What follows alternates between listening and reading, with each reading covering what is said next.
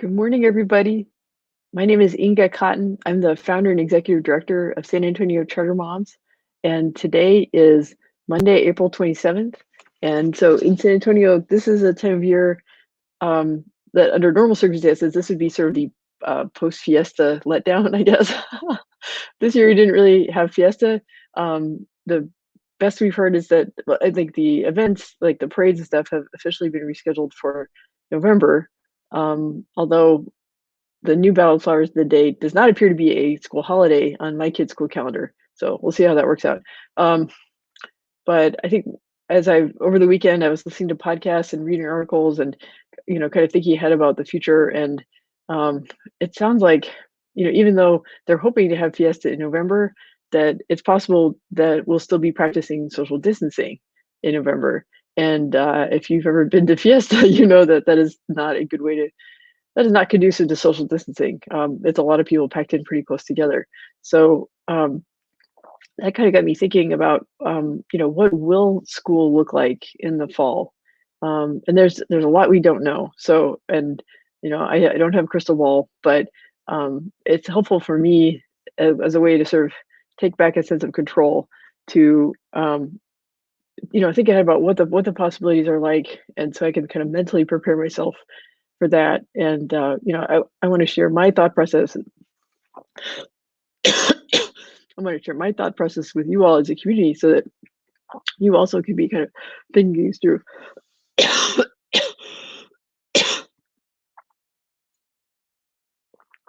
Don't worry, I'm not sick. Probably just a lot of pollen in the air. This morning I went for a drive. I dropped off my son's packet at school this morning, and I noticed that the pecan trees were dropping a lot of pollen, and it was still coming into my car. My daughter, we did not turn in a paper packet this week because she was able to scan and upload everything through Google Classroom, but my son said he still wanted to turn in the paper packet. So I was like, okay, so I dropped his off, but it's getting a little easier to do the packets. And let's see, this will be week 6 of distance learning for my kids. So I hope that for you all, you're getting in the groove and distance learning is working for you. There's still some aspects of it that we're figuring out, like how to find all the assignments online and how to print everything. And my kids are learning to do more of the organizing and scanning and stuff themselves, but there's still aspects of it that they need my help with. So, but we keep growing and making progress. So, let's see. Oh, before I forget, please, if you're not already a member, please join the San Antonio Charter Moms discussion group on Facebook, because we have lots of great conversations in there. You're free to ask questions. Members support each other with helpful comments, trying to problem solve and just try to understand, what we're all going through these days. So if you're not already a member, please look up the San Antonio Charter Moms discussion group on Facebook and ask to join. And our moderator, Becca, is always posing good questions and helping. So whether you're doing a school search for next fall, or if you're just trying to manage distance learning and how to educate your kids right now, we're here to help. So, but the main kind of the meat of what I wanted to talk about today is kind of thinking about what back to school might look like. And so I'm going to give credit. So I've read some really helpful reporting from Jacob Carpenter at the Houston Chronicle. And so if you have a subscription to the San Antonio Express News, which I highly encourage you, they've had some really helpful coverage about coronavirus. Some of it is publicly available without a subscription, but some of the education stuff is behind the paywall. So, but just get a digital subscription. It supports local journalism. If you have the Express News subscription, you can also read content from the Houston Chronicle, which is really helpful because Jacob Carpenter has written some articles lately looking ahead to what the fall will look like. And there are a lot of things on the table, and there's a lot of uncertainty about how this is going to play out. So I think one thing about the current situation, and I've talked about this repeatedly, is the digital divide, that some families have access to the internet and have devices that kids can work on so they can do distance learning. And unfortunately, a lot of families in San Antonio don't have access, even though the schools and the districts are working really hard to connect, whether it's giving those families Wi-Fi hotspots or sending home like Chromebooks or tablets. There's lots of stuff going on, but there's still a gap. and families at home are busy. So um, it's not the same learning that students would be getting if they were on campus. And it depends on, some kids are learning good life skills, and there's kind of silver lining. I mean, learning can happen anywhere. But for some kids there will be gaps to make up in the fall. And so that's a question, is like how do we kind of assess where kids are at, right? There's not standardized testing is not happening this year, but there's going to be need to be some kind of assessment as kids come back into the system, where they're at and what gaps. I've seen proposals of like, should some kids repeat a grade if they, missed a lot of the spring semester for learning? Should there be kind of a like an in-between grade for kids, where they can get more personalized learning to help them catch up? Um, should we just socially promote everybody, but just kind of offer a lot of stuff to fill in, so that like hoping that next year they'll get like a year and a half's worth of learning? Um, I'm not sure.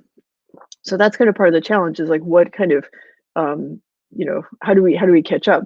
But it's it's not realistic to expect that school just started in August and will look like it did back in at the beginning of March. That like I mentioned about Fiesta got rescheduled for November, but we may still not be able to have a recognizable Fiesta in November. So like it may not be possible to have like graduation ceremonies or crowds at sports events. Um, Now, so in the reporting I mentioned from the Houston Chronicle, they were talking about, well, actually, also, so I've been reading about, so in Stockholm, they actually never closed the schools. They've kept them going this whole time, no interruption. Now and then in Denmark, they recently started reopening schools. So it's been going on for about 2 weeks now, and they started with the very youngest kids. And actually, a friend of a friend who lives in France also says that the very youngest kids are going back to school in some parts of Europe. So, but they're implementing social distancing while they're on campus, which for very young children, this is kind of hard to imagine how this works. But imagine like on a playground where they have, maybe lines of tape on the ground, right? And only a certain number of children can be in each box, right? Or if let's say maybe it's PE and the kids like really spread out on the field to do their exercises. Um, Maybe and there's a whole bunch of possibilities about how this could play out, right? So um, like one thing I've heard about, like for this could happen. Actually, I heard this in a podcast. So, for example, in Florida, after a hurricane, they like one if in one region, one high school was destroyed by the hurricane, another high school was still functioning, and so what they did was they sent both high schools worth of students to one campus, but they had shifts. So they had like one group of kids got to school really early and then were done in the middle of the day, and then the other group of kids went to school in the afternoon and the evening. So not ideal, but you keep all the kids learning. So what if you divided the students into two shifts, and you had half the students come in the morning and half the students come in the afternoon and evening, and then that way the density of the school is half as much as it was before you start implementing social distancing. It would be kind of weird, but like, what if, and you could have policies like, what if nobody actually eats lunch on campus? What if they all eat lunch off campus, like eat lunch at home, or they like, if they're on a meal plan, they, get a brown bag that they can, take with them and eat at home, or eat off campus somehow. So, maybe, they might not be able to go to the locker rooms for PE, or I don't know. There's like all these little details, and I mean, it's operationally this is gonna be a huge challenge for schools to figure out.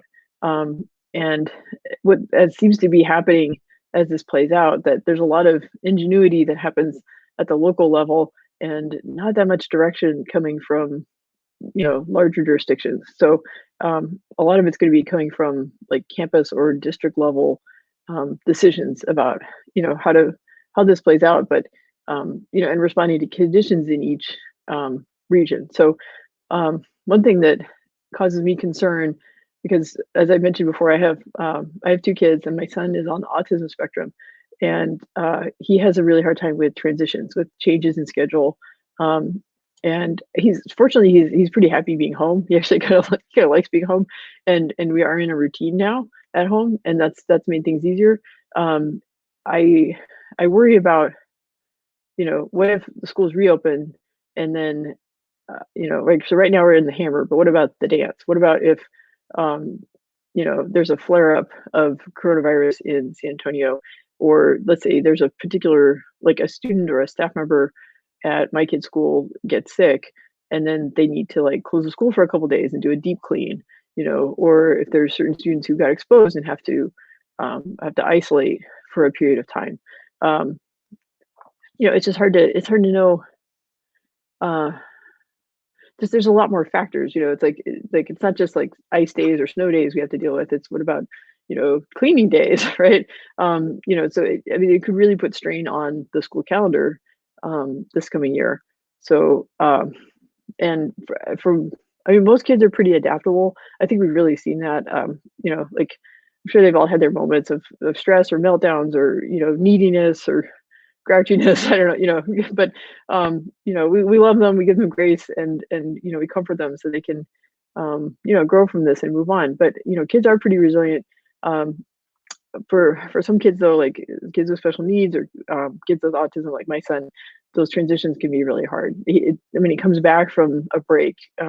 It's a harder adjustment for him to be on campus, and so I don't know how to prepare him for that. That's something that we're going to talk to the special ed team about, and just yeah, I don't know. We'll just have to do our best.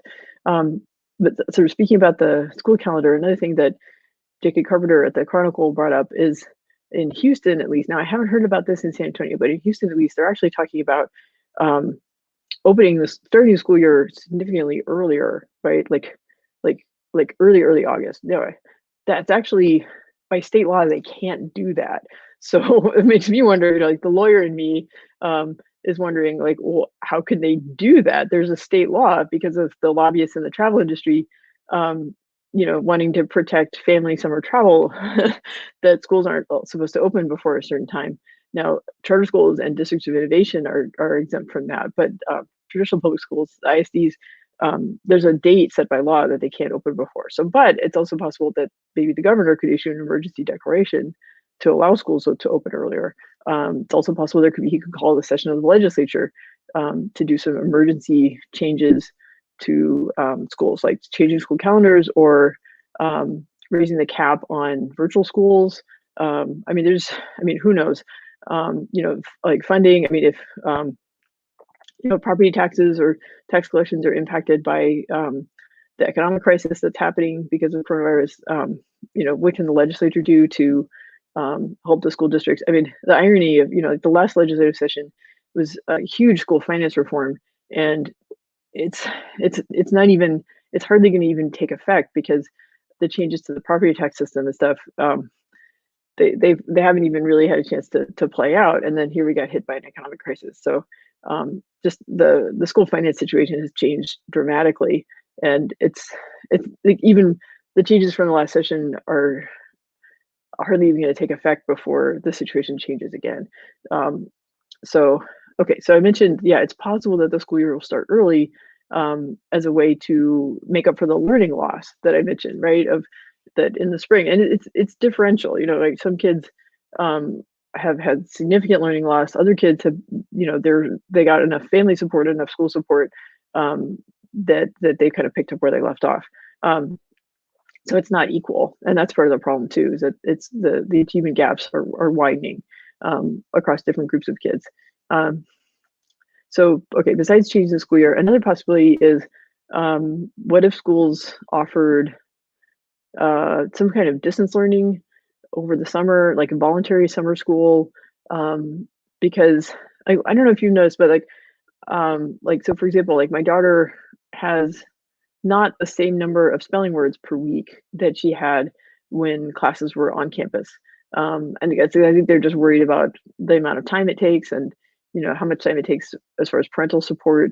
And so they just cut down the number of spelling words. So, but that means that her fourth grade year, she's not doing as many spelling words as my son did when he was in 4th grade because he was on campus every day, and she's not, and they're cutting the number of spelling words. So it makes you wonder, like, well, could we have like a summer session, where we just keep the learning going for a few more weeks, and she gets those extra spelling words, right? Or if they're using like core knowledge history and core knowledge science, like, can they extend the school year a little bit, voluntarily, and fill in the extra lessons, because to make distance learning workable, I think that teachers, I don't know this for sure, but I'm kind of reading between the lines. It looks like they were instructed to be mindful about how much time it takes to complete the assignments, knowing that parents are still working, and have multiple siblings to supervise, and may have not enough devices to go around. So given those challenges,